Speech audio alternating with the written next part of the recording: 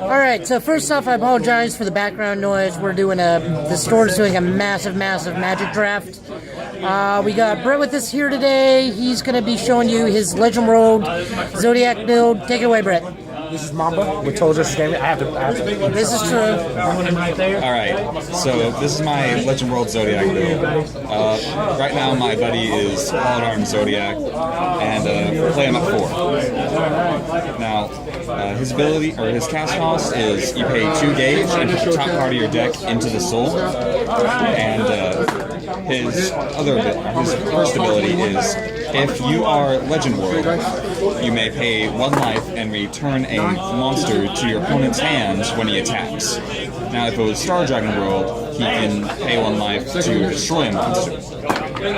And then he has the trademark Gravity Rest ability, which is you pay 1 gauge and you discard a card in order to rest a monster that your opponent just called. It's a very great card. This deck's built on a lot of trolling mechanics, so this really helps just keeping your opponent on their toes. And right now we play 2 Star Deity Dragon Zodiac. Now this is if you want to go for a more offensive push. Its call cost is pay 2 gauge, and then, after you pay the 2 gauge, you place the card from your drop zone into its soul. And its ability is, if it's Legend World, all your star monsters, which make up most of the deck, will gain 3,000 power, and he will gain Penetrate. And if it was Star Dragon World, then all Neo Dragons will gain an extra critical, and he gains Move. And then he has the Gravity Rest ability as well. Again, this is more for a very offensive push, which really comes in handy in this deck. Just hit the stop button. So next we play 3 Libra Star Centennial Libra. Now his effect, if you have a Zodiac on the field, you get to pay 1 gauge, and then bounce a monster back to someone's hand. You can do this as many times as you want during your turn, as long as you have gauge to pay. It's really good for clearing something of its soul, or just getting rid of very annoying high-level monsters. And it combos well with Holodarm Zodiac and just being able to bounce everything back to hands. Next we play 2 Meteor Arms Nebula. It's a call cost of pay 1 gauge, and if at the end of the battle, pull that this card is in a Zodiac soul, the Zodiac is able to gain double attack. It's a very good offensive card. It's a really good staple in Zodiac decks, whether it's Legend or Star Dragon. It really gets their mileage out of that power. Next we play 4 Gemini Star Centennial Gemios. It's size 2, who pay 1 gauge call cost, and it has double attack. Now, usually you won't be able to play this with Zodiac, but with the cards that are in this deck, you can actually do a lot of crazy combo attacks using Gemios, due to how this deck likes to play. It's a really good card for great offense. Next we play 4 Capricorn Star Centennial Capricornia. It's a call cost pay 1 gauge, and when he is called, you get to select any size 2 or less star monster from your drop zone, and then call it by paying the call cost. Now this is great for filling your field without having to use your hands. It eats up a little bit of gauge, but you get a lot of gauge in this deck, so it really is negligible. And the fact that you can combo this card with basically any monster in this deck that isn't Zodiac, basically just helps you a lot in filling out your field, getting those high-hitting attacks. Next we play 3 Leo Star Centennial Legion. His effects, if you have a Star Buddy, which we do, his size is reduced by 1, so he goes from 1 to 0, and he has a counter ability. If you have a Star Monster on your field other than him, you can put him into the drop zone at any time and gauge 2 cards. This is great for stalling out on an opponent with their attacking him, and you can get 2 more gauge. Or if you can attack with him, get 2 more gauge and prep for the next turn. And it's a really good target for Capricornio, since you basically pay 1 gauge to gain 2 more. It's a really good card for making sure you have plenty of gauge. And then finally, for the last monster, we play Valkyrie, All-Knowing Outwit-All. Its ability, its first ability you don't really deal with. A card with great spells cannot be nullified. But its second ability is what really shines. When it's discarded, you get to gauge one from the top of your deck and draw a card. Since you have to discard a card for your Gravity Rest, this is a prime target because it basically pays for the entirety of Gravity Rest, since you get to gauge and draw. So it's easily able to get another Gravity Rest. Yes. Alright, for spells, we play 4 Future Astrology. You can only play this once per turn, but you get one of 2 effects. You either pay 1 gauge, and if you have a star in your field, draw a card, and if you have a Neo Dragon, you draw a card as well. So when you play this card on start, or with Zodiac on your field, it's basically a good draw too.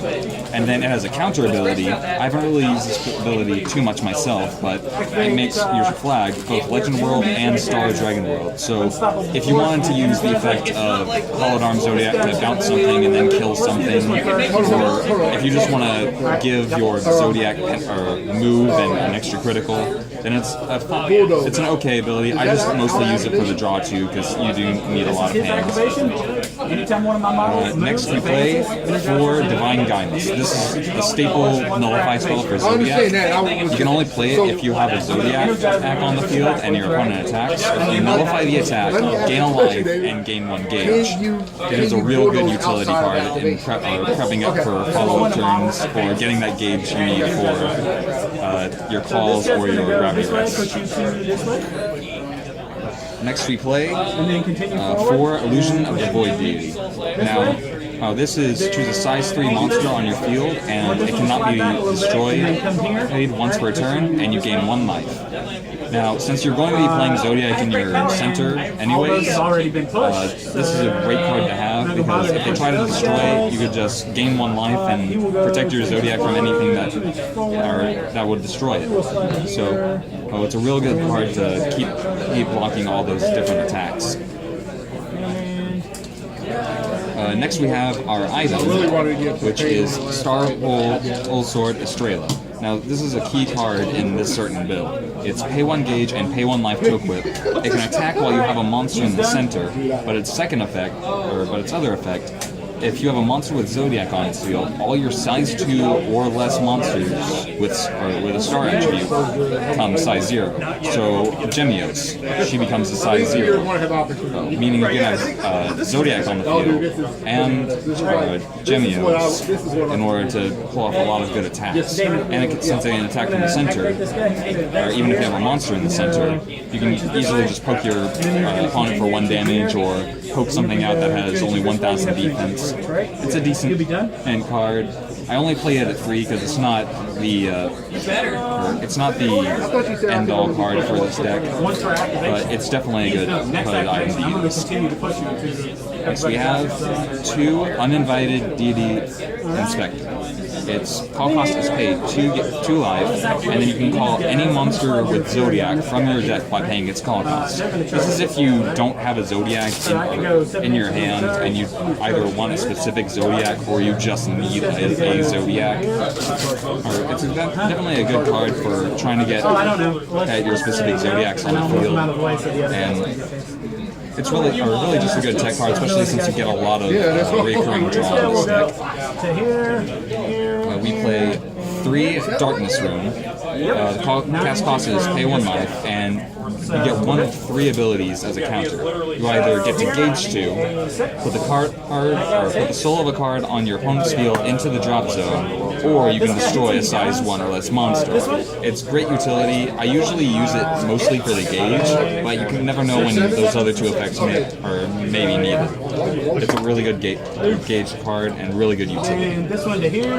Next we play 2 Starfall Knight. You can only cast this during your opponent's turn, and you can call a size 1 or less star card by paying the call cost. This is for last-ditch defenses, or if you want to get more monsters at the very end of your opponent's turn using Capricornia code to basically fill your field for the next turn. It's definitely I more play it as a knee-jerk card, but it's really good for filling out your field when you need it. And lastly, we play 2 Brilliance of the Yellow Path. The cast cost is pay 1 gauge, pay 1 life. It's a set spell, and it gives all of your star monsters an extra critical. So if you have Strela and all your star monsters are out on the field, they'll gain an extra crit, and it really helps with the low damage that a lot of your size 0 monsters have. So it'll help end the game a little bit quicker. And that's all I have for this deck. Thank you for joining me.